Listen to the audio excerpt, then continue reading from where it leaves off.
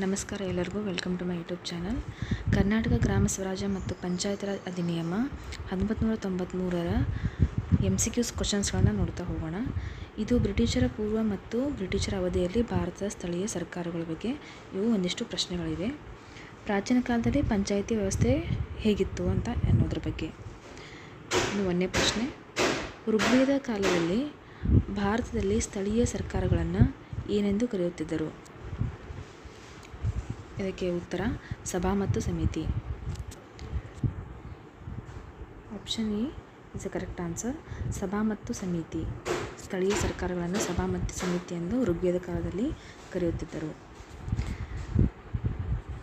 ಎರಡನೇ ಪ್ರಶ್ನೆ, ವೇದ ಕಾಲದಲ್ಲಿ ಈ ಕೆಳಗಿನ ಯಾವ ಪದವು ಸ್ಥಳೀಯ ಸರ್ಕಾರಕ್ಕೆ ಸಂಬಂಧಿಸಿದಂತೆ ಪ್ರಚಲಿತದಲ್ಲಿತ್ತು?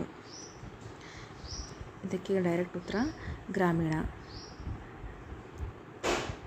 ವೇದಗಳ ಕಾಲದಲ್ಲಿ ಗ್ರಾಮದ ಮುಖಂಡರನ್ನು ಗ್ರಾಮಿಣಿ ಅಂತ ಕರೆಯುತ್ತಿದ್ದರು. ಸರಿಯಾದ ಉತ್ತರ ಬಿ, ಗ್ರಾಮಿಣಿ.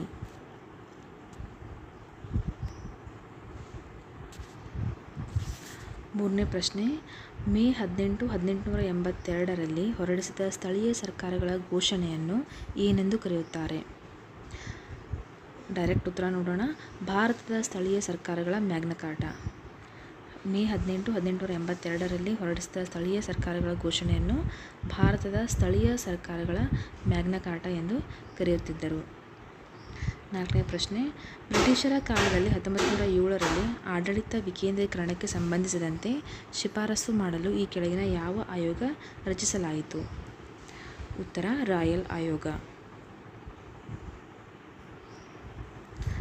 ಐದನೇ ಪ್ರಶ್ನೆ, ಬ್ರಿಟಿಷ್ ಕಾಲದಲ್ಲಿ 1907ರಲ್ಲಿ ಆಡಳಿತ ವಿಕೇಂದ್ರೀಕರಣಕ್ಕೆ ಸಂಬಂಧಿಸಿದಂತೆ ಶಿಫಾರಸು ನೀಡಲು ಯಾರ ನೇತೃತ್ವದಲ್ಲಿ ಆಯೋಗವನ್ನು ರಚಿಸಲಾಗಿತ್ತು? ಉತ್ತರ ಬಿ, CEH ಹಬ್ ಹೌಸ್. ಆರನೇ ಪ್ರಶ್ನೆ, ಭಾರತದಲ್ಲಿ ಮೊಟ್ಟ ಮೊದಲ ಬಾರಿಗೆ ಮುನ್ಸಿಪಲ್ ಕಾರ್ಪೊರೇಷನ್ ಸ್ಥಾಪನೆಯಾದ ವರ್ಷ? Option C, 1687. ಏಳನೇ ಪ್ರಶ್ನೆ, ಮೊದಲ ಮುನ್ಸಿಪಲ್ ಕಾರ್ಪೊರೇಷನ್ ಸ್ಥಾಪನೆಯಾದ ಸ್ಥಳ? ಉತ್ತರ ಬಿ, ಮದ್ರಾಸ್. ಪ್ರಶ್ನೆ 8, 1726ರಲ್ಲಿ ಈ ಕೆಳಗಿನ ಯಾವ ನಗರಗಳಲ್ಲಿ ಮುನ್ಸಿಪಲ್ ಕಾರ್ಪೊರೇಷನ್ನು ಸ್ಥಾಪಿಸಲಾಯಿತು? ಸರಿಯಾದ ಉತ್ತರ ಬಿ, ಬಾಂಬೆ ಮತ್ತು ಕಲ್ಕತ್ತಾ. ಪ್ರಶ್ನೆ 9, 1870ರಲ್ಲಿ ಈ ಕೆಳಗಿನ ಯಾವ ವೈಸರಾಯರು ಸ್ಥಳೀಯ ಮಟ್ಟದಲ್ಲಿ ಆಡಳಿತ ವಿಕೇಂದ್ರೀಕರಣಕ್ಕೆ ಅವಕಾಶ ಕಲ್ಪಿಸಿದರು? 1870ರಲ್ಲಿ ಈ ಕೆಳಗಿನ ಯಾವ ವೈಸರಾಯರು ಸ್ಥಳೀಯ ಮಟ್ಟದಲ್ಲಿ ಆಡಳಿತ ವಿಕೇಂದ್ರೀಕರಣಕ್ಕೆ ಅವಕಾಶವನ್ನು ಕಲ್ಪಿಸಿದರು? ಉತ್ತರ ಲಾರ್ಡ್ ಮಯೋಸ್. 10, ಈ ಕೆಳಗಿನ ಯಾವ ಕಾಯ್ದೆಯಲ್ಲಿ ಬ್ರಿಟಿಷರು ಸ್ಥಳೀಯ ಸ್ವಯಂ ಆಡಳಿತಕ್ಕೆ ಅವಕಾಶ ಕಲ್ಪಿಸಿದರು? ಬ್ರಿಟಿಷರು ಏನು ಮಾಡ್ತಾರೆ? ಸ್ಥಳೀಯ ಸ್ವಯಂ ಆಡಳಿತಕ್ಕೆ ಅವಕಾಶವನ್ನು ಕಲ್ಪಿಸಿದರು. ಅದು ಯಾವುದು ಕಾಯ್ದೆ ಅಂತಂದರೆ 1919ರ ಮಾಂಟೆಗು ಚೇಲ್ಮ್ಸ್ಫರ್ಡ್ ಸುಧಾರಣೆ.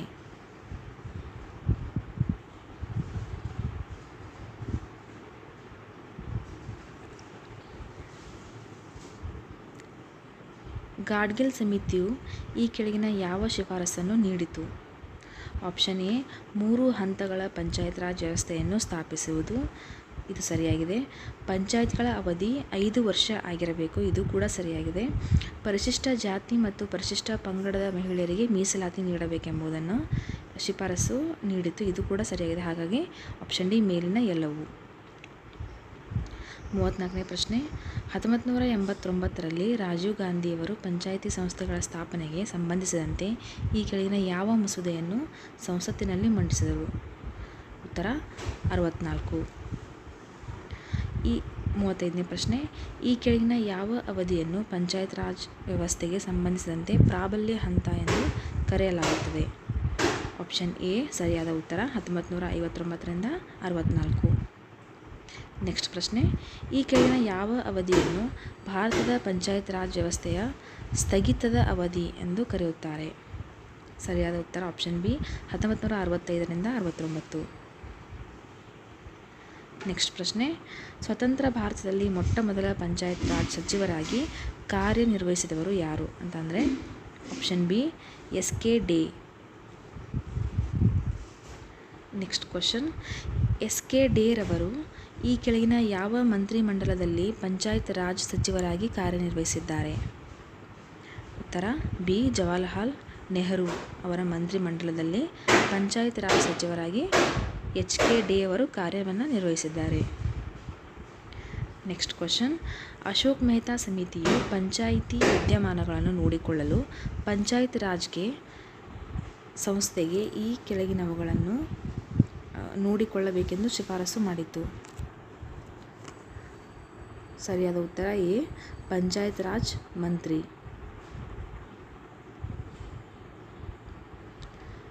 40ನೇ ಪ್ರಶ್ನೆ, 64ನೇ ಸಂವಿಧಾನಾತ್ಮಕ ತಿದ್ದುಪಡಿಯು ಸಂಸತ್ತಿನಲ್ಲಿ ಈ ಕೆಳಗಿನ ಯಾವ ಫಲಿತಾಂಶವನ್ನು ಪಡೆದುಕೊಂಡಿತು?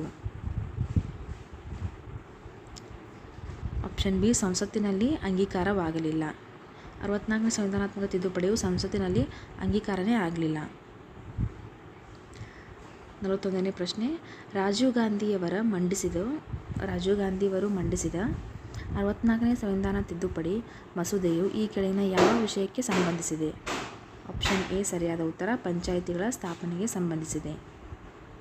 42ನೇ ಪ್ರಶ್ನೆ, ಭಾರತ ಸಂವಿಧಾನದಲ್ಲಿ ಪಂಚಾಯತ್ ರಾಜ್ ಸ್ಥಾಪನೆಗೆ ಸಂಬಂಧಿಸಿದಂತೆ ಯಾವ ವಿಷಯದಡಿಯಲ್ಲಿ ಪ್ರಸ್ತಾಪಿಸಲಾಗಿದೆ?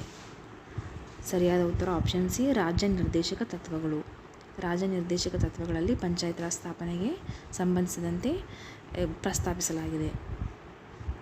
43ನೇ ಪ್ರಶ್ನೆ, ಸಮುದಾಯದ ಅಭಿವೃದ್ಧಿ ಮತ್ತು ರಾಷ್ಟ್ರೀಯ ವಿಸ್ತರಣಾ ಕಾರ್ಯಕ್ರಮವನ್ನು ಅಧ್ಯಯನ ಮಾಡಲು ಮತ್ತು ಪಂಚಾಯಿತಿಗಳ ಸ್ಥಾಪನೆಗೆ ಶಿಫಾರಸು ಮಾಡಲು ನೇಮಕಗೊಂಡ ಆಯೋಗ ಯಾವುದು? ಸರಿಯಾದ ಉತ್ತರ ಆಪ್ಷನ್ ಎ ಬಲವಂತರಾಯ್ ಮೆಹ್ತಾ ಸಮಿತಿ. ಸಮುದಾಯ ಅಭಿವೃದ್ಧಿ ಹಾಗೂ ರಾಷ್ಟ್ರೀಯ ವಿಸ್ತರಣಾ ಕಾರ್ಯಕ್ರಮ ಇದು ಬಲವಂತರಾಯ್ ಮೆಹ್ತಾ ಸಮಿತಿಯಲ್ಲಿ ಬರುತ್ತೆ. 44ನೇ ಪ್ರಶ್ನೆ, ಸ್ವತಂತ್ರ ಭಾರತದಲ್ಲಿ ಪಂಚಾಯತ್ ರಾಜ್ಗೆ ಸಂಬಂಧಿಸಿದಂತೆ ಮೊಟ್ಟ ಮೊದಲ ಬಾರಿಗೆ ನೇಮಕಗೊಂಡ ಆಯೋಗ ಯಾವುದು? ಸರಿಯಾದ ಉತ್ತರ ಬಲವಂತರಾಯ್ ಮೆಹ್ತಾ ಸಮಿತಿ. ಆಪ್ಷನ್ ಡಿ ಬಲವಂತರಾಯ್ ಮೆಹ್ತಾ ಸಮಿತಿ.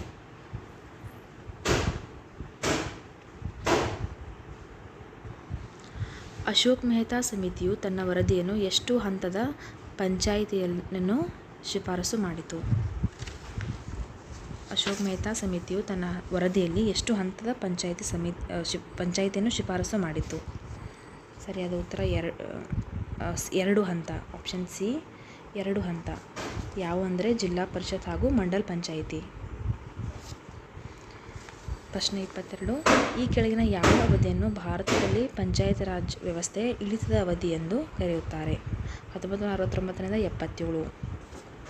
ನೆಕ್ಸ್ಟ್ ಪ್ರಶ್ನೆ, ಪಂಚಾಯತ್ ರಾಜ್ ವ್ಯವಸ್ಥೆಯ ಬಗ್ಗೆ ಅಧ್ಯಯನ ಮಾಡಿ ಅಧಿಕಾರಿಶಾಹಿಗಳ ಪಾಲ್ಗೊಳ್ಳುವಿಕೆಯನ್ನು ಕಡಿಮೆಗೊಳಿಸಬೇಕು ಅಂತ ಹೇಳಿದ ಶಿಫಾರಸು ಮಾಡಿದ ಆಯೋಗ ಯಾವುದು ಅಂದರೆ JVK ರಾವ್ ಸಮಿತಿ. ಅಧಿಕಾರಿಶಾಹಿಗಳ ಪಾಲ್ಗೊಳ್ಳುವಿಕೆಯನ್ನು ಕಡಿಮೆಗೊಳಿಸಬೇಕೆಂದು ಹೇಳಿತು. ನೆಕ್ಸ್ಟ್ ಪ್ರಶ್ನೆ, ಪಂಚಾಯತ್ ರಾಜ್ ವ್ಯವಸ್ಥೆ ದುರ್ಬಲಗೊಂಡಿರುವುದನ್ನು ಗ್ರಾಸ್ ವಿತೌಟ್ ರೂಟ್ ಎಂದು ಪ್ರಸ್ತಾಪಿಸಿದ ಸಮಿತಿ ಯಾವುದು? ಯಾವ ಸಮಿತಿ ಪಂಚಾಯತ್ ರಾಜ್ ವ್ಯವಸ್ಥೆಯನ್ನು ಗ್ರಾಸ್ ವಿತೌಟ್ ರೂಟ್ ಅಂತ ಹೇಳಿದೆ ಅಂತ ಅಂದರೆ ಆಪ್ಷನ್ ಎ JVK ರಾವ್ ಸಮಿತಿ. ನೆಕ್ಸ್ಟ್ ಕ್ವಶನ್, JVK ರಾವ್ ಸಮಿತಿಯನ್ನು ನೇಮಕ ಮಾಡಿದ ವರ್ಷ 1985. Option C correct answer 1985. 26, Ashok Mehta ಸಮಿತಿಯ ಶಿಫಾರಸ್ಸಿನಂತೆ ಈ ಕೆಳಗಿನ ಯಾವ ಹಂತದ ಪಂಚಾಯಿತಿಯನ್ನು ತೆಗೆದುಹಾಕಲಾಯಿತು? ಕರೆಕ್ಟ್ ಆನ್ಸರ್ ಎ ಬ್ಲಾಕ್ ಹಂತದ ಪಂಚಾಯಿತಿ ಸಮಿತಿಯನ್ನು ತೆಗೆದುಹಾಕಿತು. ಪ್ರಶ್ನೆ 27, ಕೆ ಸಂತಾನಂ ಸಮಿತಿಯು ಪಂಚಾಯತ್ ಸಂಸ್ಥೆಗಳಿಗೆ ಹಣಕಾಸು ವಿಕೇಂದ್ರೀಕರಣಕ್ಕೆ ಸಂಬಂಧಿಸಿದಂತೆ ಈ ಕೆಳಗಿನ ಯಾವ ಶಿಫಾರಸನ್ನು ಮಾಡಿತು? ಆಪ್ಷನ್ಸ್ ನೋಡೋಣ. ಎ ಪಂಚಾಯಿತಿಗಳ ಭೂಕಂದಾಯ ಮತ್ತು ಮನೆ ತೆರಿಗೆಯನ್ನು ವಸೂಲಿ ಮಾಡುವುದು, ಇದು ಸರಿಯಾಗಿದೆ. ಆಪ್ಷನ್ ಬಿ ರಾಜ್ಯ ಮಟ್ಟದ ಅನುದಾನವನ್ನು ಪಂಚಾಯತ್ ಸಂಸ್ಥೆಗೆ ವರ್ಗಾಯಿಸಬೇಕು, ಇದು ಕೂಡ ಸರಿಯಾದ option. Option C panchayat Raj ಹಣಕಾಸು ಸಹಕಾರ ಸಂಸ್ಥೆಯನ್ನು ಸ್ಥಾಪಿಸಬೇಕು. ಹಾಗಾಗಿ 3 ಕೂಡ ಸರಿಯಾದ ಆನ್ಸರ್ ಆಗಿರೋದ್ರಿಂದ ಆಪ್ಷನ್ ಡಿ ಮೇಲಿನ ಎಲ್ಲವೂ. ಪ್ರಶ್ನೆ 28. ಪಂಚಾಯತ್ ರಾಜ್ಗೆ ಸಂಬಂಧಿಸಿದಂತೆ LM ಸಿಂಘ್ವಿ ಸಮಿತಿಯು ಮಾಡಿದ ಪ್ರಮುಖವಾದ ಶಿಫಾರಸು ಯಾವುದು? ಇವು ಕೂಡ 3 ಆನ್ಸರ್ಸ್ ಕರೆಕ್ಟ್ ಆಗಿವೆ. ಆಪ್ಷನ್ ಎ ನೋಡೋಣ. ಪಂಚಾಯತ್ ರಾಜ್ ಸಂಸ್ಥೆಗಳನ್ನು ಸಂವಿಧಾನವು ಗುರುತಿಸಿ ಅದನ್ನು ಸಂರಕ್ಷಿಸಲು ಅವಕಾಶ ಕಲ್ಪಿಸಬೇಕು. ಆಪ್ಷನ್ ಬಿ, ಗ್ರಾಮ ಸಭೆಯನ್ನು ವಿಕೇಂದ್ರೀಕರಣದ ತಳಹದಿಯಾಗಿ ಪರಿವರ್ತಿಸಬೇಕು. ಆಪ್ಷನ್ ಸಿ, ಪಂಚಾಯಿತಿ ಚುನಾವಣೆಗಳಲ್ಲಿ ರಾಜಕೀಯ ಪಕ್ಷಗಳ ಪಾಲ್ಗೊಳ್ಳುವಿಕೆ ಇರಬಾರದು. ಇವು LM ಸಿಂಘ್ವಿ ಸಮಿತಿಯು ಮಾಡಿದ ಪ್ರಮುಖ ಶಿಫಾರಸುಗಳು. ಹಾಗಾಗಿ ಮೇಲಿನ ಎಲ್ಲವೂ ಸರಿಯಾದ ಉತ್ತರ. ಪ್ರಶ್ನೆ 29. ಬಲವಂತರಾಯ ಮೆಹತಾರವರು ಸೂಚಿಸಿದಂತೆ ಜಿಲ್ಲಾ ಪಂಚಾಯಿತಿಯ ಮುಖ್ಯಸ್ಥರಾಗಿ ಈ ಕೆಳಗಿನವರನ್ನು ನೇಮಿಸಬೇಕೆಂದು ಹೇಳಿದ್ದಾರೆ. ಆಪ್ಷನ್ ಎ, DC ಅವರನ್ನು. ಪ್ರಶ್ನೆ 30. ಬಲವಂತರಾಯ ಮೆಹತಾರವರು ಹುಟ್ಟಿದ ದಿನವನ್ನು ಫೆಬ್ರವರಿ 19 ಈ ಕೆಳಗಿನ ಯಾವ ರಾಜ್ಯದಲ್ಲಿ ಪಂಚಾಯತ್ ರಾಜ್ ದಿನವನ್ನಾಗಿ ಆಚರಿಸುತ್ತಾರೆ? ಕೇರಳದಲ್ಲಿ ಪಂಚಾಯತ್ ರಾಜ್ ದಿನವನ್ನು ಆಚರಿಸುತ್ತಾರೆ. ಬಲವಂತರಾಯ ಮೆಹತಾರವರು ಹುಟ್ಟಿದ ದಿನವನ್ನು ಕೇರಳದಲ್ಲಿ ಪಂಚಾಯತ್ ರಾಜ್ ದಿನವಾಗಿ ಆಚರಿಸುತ್ತಾರೆ, ಫೆಬ್ರವರಿ 19. 31ನೇ ಪ್ರಶ್ನೆ. ಬಲವಂತರಾಯ ಮೆಹತಾರವರು ಈ ಕೆಳಗಿನ ಯಾವ ರಾಜ್ಯದ ಮುಖ್ಯಮಂತ್ರಿಗಳಾಗಿದ್ದರು? ಆಪ್ಷನ್ ಬಿ ಸರಿಯಾದ ಉತ್ತರ, ಗುಜರಾತ್. Next question. 1989ರಲ್ಲಿ ಕಾಂಗ್ರೆಸ್ ಈ ಕೆಳಗಿನ ಯಾವ ನೇತೃತ್ವದಲ್ಲಿ ಸಮಿತಿಯನ್ನು ನೇಮಿಸಿತು? ಆಪ್ಷನ್ ಎ ಸರಿಯಾದ ಉತ್ತರ, VN ಗಾಡ್ಗಿಲ್.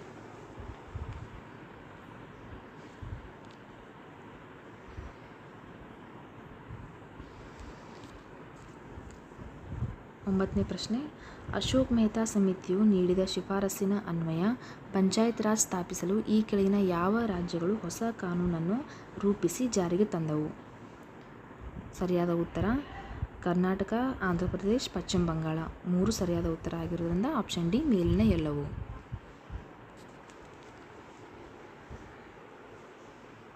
10ನೇ ಪ್ರಶ್ನೆ.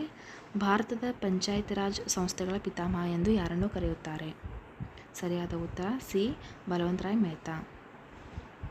11ನೇ ಪ್ರಶ್ನೆ.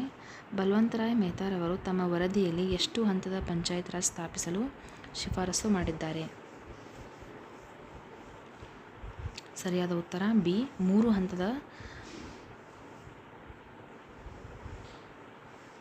ಪಂಚಾಯತ್ ರಾಜ್ ಸ್ಥಾಪಿಸಲು ಶಿಫಾರಸನ್ನು ಮಾಡಿದ್ದಾರೆ. 12ನೇ ಪ್ರಶ್ನೆ. ಬಲವಂತರಾಯ ಮೆಹ್ತಾರವರು ಸೂಚಿಸಿದ ಗ್ರಾಮ ಮಟ್ಟದಲ್ಲಿ, ಬ್ಲಾಕ್ ಮಟ್ಟದಲ್ಲಿ, ಜಿಲ್ಲಾ ಮಟ್ಟದಲ್ಲಿ 3 ಹಂತದನ್ನು ಕ್ರಮವಾಗಿ ಏನೇನಂತ ಕರೀತಾರೆ ಅಂದರೆ ಗ್ರಾಮ ಮಟ್ಟದಲ್ಲಿ ಗ್ರಾಮ ಪಂಚಾಯಿತಿ, ಬ್ಲಾಕ್ ಮಟ್ಟದಲ್ಲಿ ಪಂಚಾಯಿತಿ ಸಮಿತಿ, ಜಿಲ್ಲಾ ಮಟ್ಟದಲ್ಲಿ ಜಿಲ್ಲಾ ಪಂಚಾಯಿತಿ.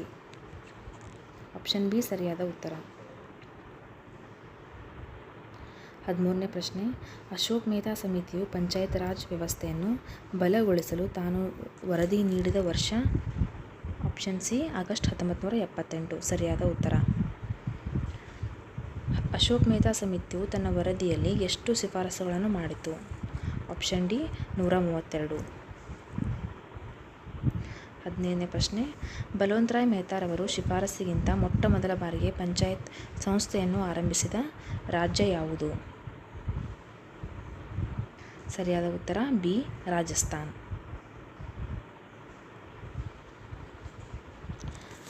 16ನೇ ಪ್ರಶ್ನೆ.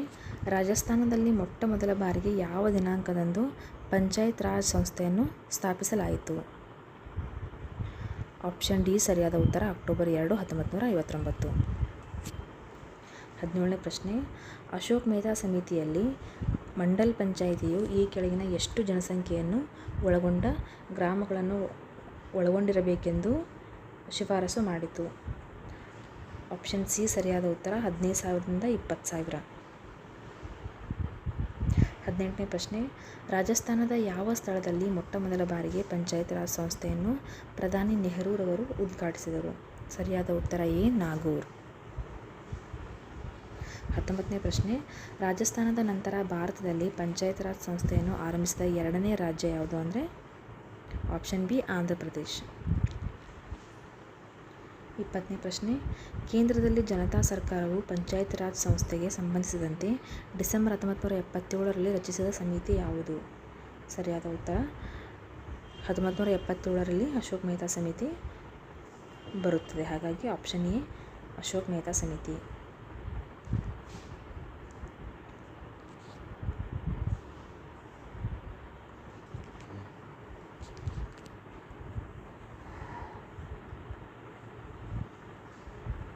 ಹನ್ನೊಂದನೇ ಪ್ರಶ್ನೆ, ಈ ಕೆಳಗಿನ ಯಾವ ಕಾಯ್ದೆಯಲ್ಲಿ ಪಂಚಾಯತ್ಗಳನ್ನು ಸ್ಥಳೀಯ ಸರ್ಕಾರದ ಹೊಣೆಗೆ ವಹಿಸಲಾಯಿತು? ಆಪ್ಷನ್ ಎ 1935ರ ಭಾರತ ಸರ್ಕಾರ ಕಾಯ್ದೆ. 12ನೇ ಪ್ರಶ್ನೆ, ಮಹಾತ್ಮ ಗಾಂಧೀಜಿಯವರು ಸ್ಥಳೀಯ ಸರ್ಕಾರಗಳು ಮತ್ತು ಭಾರತದ ಗ್ರಾಮೀಣ ಸಮುದಾಯಕ್ಕೆ ಸಂಬಂಧಿಸಿದಂತೆ ಈ ಕೆಳಗಿನ ಯಾವ ಶೀರ್ಷಿಕೆಯಡಿಯಲ್ಲಿ ಲೇಖನವನ್ನು ಬರೆದಿದ್ದಾರೆ? ಅಂದರೆ ಅದು ವಿಲೇಜ್ ಸ್ವರಾಜ್. ಆಪ್ಷನ್ ಎ ಸರಿಯಾದ ಉತ್ತರ, ವಿಲೇಜ್ ಸ್ವರಾಜ್. ಪ್ರಶ್ನೆ 13, ಭಾರತದ ಸ್ಥಳೀಯ ಸಂಸ್ಥೆಗಳ ಸ್ಥಾಪನೆಯ ಪ್ರಮುಖ ಉದ್ದೇಶಗಳು ಯಾವುದು ಅಂತ ಅಂದರೆ ಮೇಲಿನ ಎಲ್ಲವೂ ಸರಿಯಾದ ಉತ್ತರ ಆಗಿದೆ. ಆಪ್ಷನ್ ಎ ನೋಡೋಣ, ಆಡಳಿತವನ್ನು ವಿಕೇಂದ್ರೀಕರಿಸುವುದು. ಆಪ್ಷನ್ ಬಿ, ಗ್ರಾಮೀಣ ಜನರಿಗೆ ರಾಜಕೀಯದಲ್ಲಿ ಪಾಲ್ಗೊಳ್ಳುವಿಕೆಯನ್ನು ಹೆಚ್ಚಿಸುವುದು. ಆಪ್ಷನ್ ಸಿ, ಗ್ರಾಮೀಣ ಜನರು ಸ್ಥಳೀಯ ಅಭಿವೃದ್ಧಿಗೆ ಸಕ್ರಿಯವಾಗಿ ಪಾಲ್ಗೊಳ್ಳುವಂತೆ ಮಾಡುವುದು.